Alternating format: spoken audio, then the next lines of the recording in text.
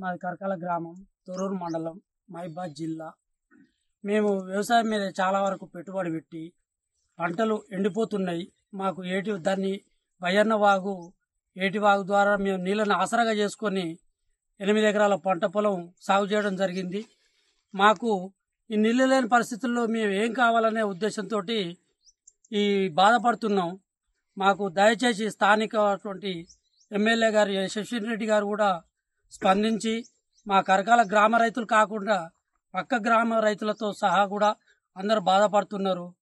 కావున మా యందు దయ ఉంచి ప్రభుత్వం మేల్కొని మాకు నీళ్ళు ఇప్పించే మార్గం ఏర్పాటు చేయాలని మేము అందరినీ కూడా కోరుకుంటున్నాం. మాతో రైతులు కూడా చెప్పుకోలేక ఎవరు చెప్తే ఎవరు మేల్కొంటారనే ఉద్దేశంలో కూడా తెలియనటువంటి పరిస్థితుల్లో కూడా ఉన్నారు.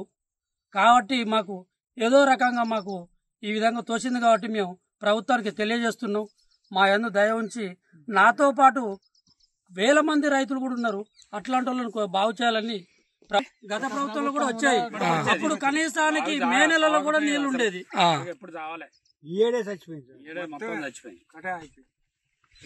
సార్ ఇంతవరకు కావాలి మంచిగా పంటలు అన్నీ ఇప్పుడు ఇదే ఈ ఏరియాలో ఇప్పుడు ఈ మనం నిలబడ్డ పరిధిలో 60-70 ఎకరాల దాంట్లో ఎండిపోయే సూచన ఎండిపోతుంది మొత్తం ఏం లేకుండా.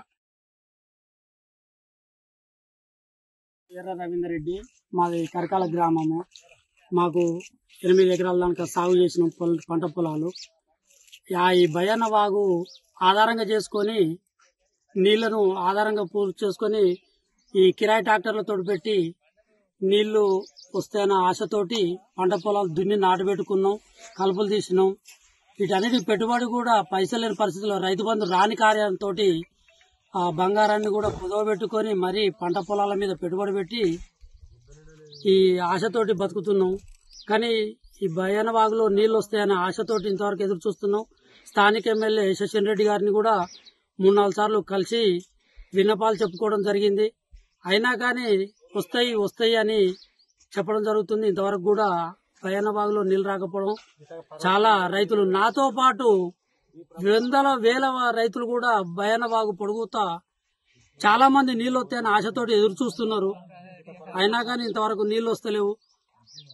మాకు అట్లే ఇక్కడున్న ప్రస్తుతం అందరికి అవపడుతున్నటువంటి డ్యామ్ కూడా గత ప్రభుత్వంలో నీళ్లు కేసీఆర్ గారు మాకు ఎల్లవేళలా 24 గంటలు నీళ్లు ఇచ్చిన పరిస్థితి ఏర్పడింది. కాకపోతే అనివార్య కారణాలలో మాకు ఈ డ్యామ్ కూడా కూలిపోవడం జరిగింది. అప్పుడు ఆ డ్యామ్ను కూడా స్థానిక ప్రభుత్వం వాళ్ళు చర్య తీసుకొని ఈ డ్యామ్ను కట్టించి మా రైతులందరికీ నాతో పాటు మాకున్న రైతులందరినీ కూడా నీళ్లు ఇప్పించి పంట పొలాలను కాపాడి మాకు ఆత్మహత్య చేసుకునే పరిస్థితి ఏర్పడకుండా చూడాలని ప్రభుత్వాన్ని మరీ ప్రాధేయపడి కోరుకుంటున్నాను. నీళ్లు